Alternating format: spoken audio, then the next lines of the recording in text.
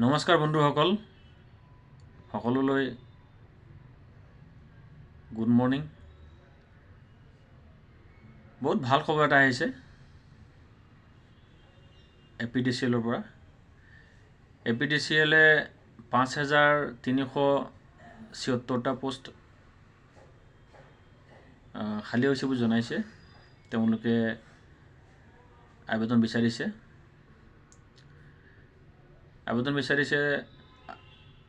Upcoming হয়, এইটো বৰ্তমানলৈকে আবেদন আৰম্ভ হোৱা নাই। আবেদন হোৱাৰ লগে লগে আপডেট পাই যাব। তো ইয়াত আবেদন কেতিয়া হ'ব জানি লওক, আৰু ক'ত কিমান ভেকেঞ্চি আছে সেইটো জানি লওক। এইটো আপোনাৰ গ্ৰেড 3, গ্ৰেড 4 এইবিলাকৰো আছে, ভালেকেইটামান পোষ্ট আছে। তো যিসকলে গ্ৰেড 3 আৰু গ্ৰেড 4ত আবেদন কাৰণে আবেদন কৰি বিচাৰে তেওঁলোকে ভিডিঅ'টো শেষলৈকে চাব। আৰু চেনেলটো যদি প্ৰথমবাৰ আহিছে তেনেহ'লে মোৰ চেনেলটো ছাবস্ক্ৰাইব কৰি দিব, বেল আইকনো দবাই দিব, লগতে শ্বেয়াৰো কৰি দিব যাতে আৰু আন 10জনে চাব পাৰে। বেল আইকন দবালে কি হ'ব, যিটো আপকামিং যিটো আপডেট চবতকৈ প্ৰথমত আপোনালোকে পাব। গতিকে ছাবস্ক্ৰাইবৰ লগতে বেল আইকন দবাব, লেটেষ্ট নিউজলৈ পাই থাকিব। তো ইয়াত কি দিছে চাওক, এছিষ্টেণ্ট মেনেজ ইলেক্ট্ৰিকেল 107টা, এছিষ্টেণ্ট মেনেজাৰ চিভিলৰ কাৰণে 8টা, assistant manager electronic and communication 8টা, এছিষ্টেণ্ট মেনেজাৰ ইনফৰমেশ্যন টেকন'লজি 12টা, আৰু আছে লগত আছে আৰু এছিষ্টেণ্ট মেনেজাৰ হিউমেন ৰিচোৰ্চ 5টা, এছিষ্টেণ্ট মেনেজাৰ ল 1টা, জুনিয়ৰ মেনেজাৰ ইলেক্ট্ৰিকেল 220টা, এছিষ্টেণ্ট একাউণ্ট অফিচাৰ 15টা, আৰু assistant account officer, office cum field assistant, driver and সহায়ক 500টা পদ। এই ড্ৰাইভাৰ, সহায়ক, ফিল্ড এছিষ্টেণ্ট এইবিলাক আপোনাৰ 4th গ্ৰেড আৰু 3rd গ্ৰেডৰ পৰিব। যিসকলে আবেদন কৰিব বিচাৰে সোনকালে কৰক, প্ৰস্তুতি চলাওক, ষ্টাডি কৰক। ইয়াত পেপাৰখন কেনেকৈ আহিব কৰিছোঁ। জেনেৰেল নলেজত থাকিব আপোনাৰ 20টা কুৱেশ্যন 20 নম্বৰৰ, লজিক ৰিজনিঙত থাকিব 25টা প্ৰশ্ন 25 নম্বৰ, টেকনিকেল ছাবজেক্টত থাকিব 50টা প্ৰশ্ন 50 নম্বৰ,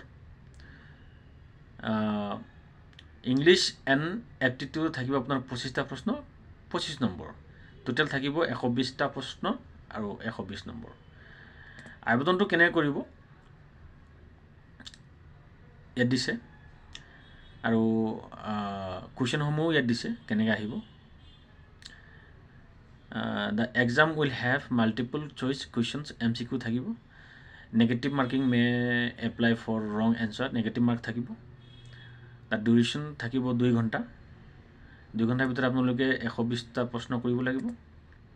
কাট অফ মাৰ্কটো এতিয়ালৈকে দিয়া নাই, কিমান কি হ'ব এইটো পিছত গম পোৱা যাব।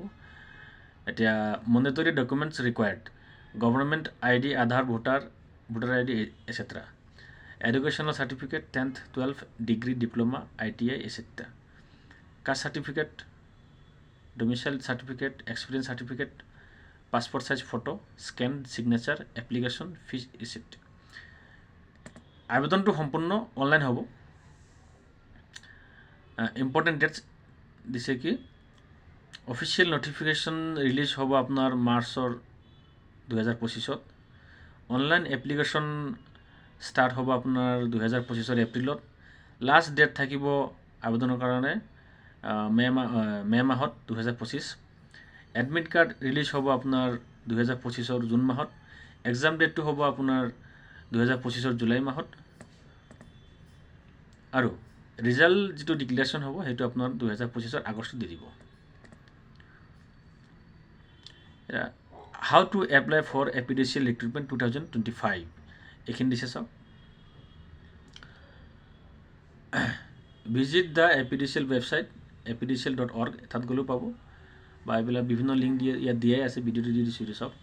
ইয়াত গৈ কিনে ক্লিক কৰিলে আপোনালোকে আবেদন কৰিব পাৰিব, ডিটেইলছ দিয়া আছে ইয়াত। আৰু কি কি আছে চাওঁচোন, চেলাৰী কিমান দিছে, যিটো বয়সৰ সীমা এইটো চাব লাগিব। The selection will be in the 3 stage. Selection তিনিটা পদক্ষেপত হ'ব, তিনিটা ষ্টেপত হ'ব। আর পরীক্ষা হ'ব, রিটেন এক্সাম, ইন্টারভিউ হ'ব, ডকুমেন্ট ভেরিফিকেশন, এই তিন ধৰণৰ হ'ব। তো আবেদনসমূহ কৰাৰ সময়ত জেনেৰেল কেটেগৰী যিসকল আছে তেওঁলোকে 500 টকা দিব লাগিব আবেদন ফিজ। ST SC আৰু OBC সকলৰ বাবে দিছে 250 টকা। আবেদন আপোনালোকে অনলাইন UPI যোগে কৰিব পাৰিব, কোনো অসুবিধা নাই।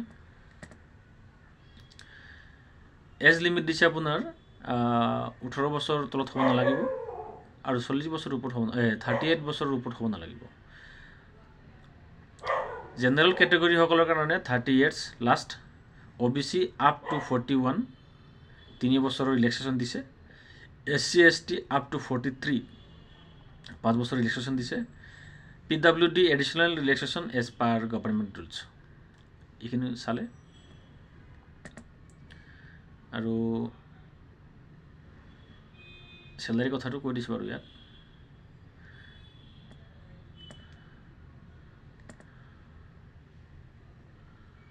চাওক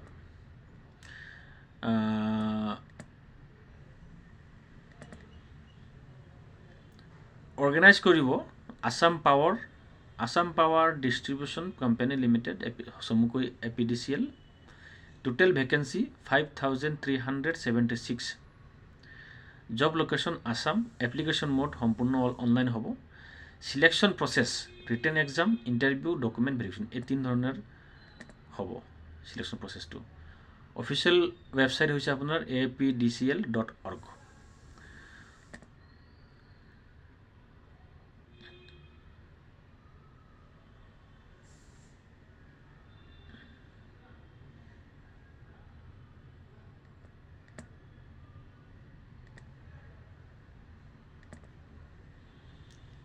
যিসকলে আবেদন কৰিব তেওঁলোকে প্ৰস্তুতি চলাওক। বহুত ভাল খবৰ, 5356টা পোষ্ট। ইয়াত গ্ৰেড 3 গ্ৰেড 4ৰ কাৰণেও আছে, বহুত পোষ্ট আছে। 5000টা দিছে। 5000 ভিতৰত কমচে কম 4000 মান হ'বই। লেটেষ্ট আপডেটসমূহ পাই যাব। আপোনালোকে চেনেলটো ছাবস্ক্ৰাইব কৰি থ'ব, বেল আইকন দবাই থ'ব, যাতে আপডেটটো অহাৰ লগে লগে আপোনালোকে খবৰটো পায়। ধন্যবাদ। জয় আই অসম, জয় ভাৰত।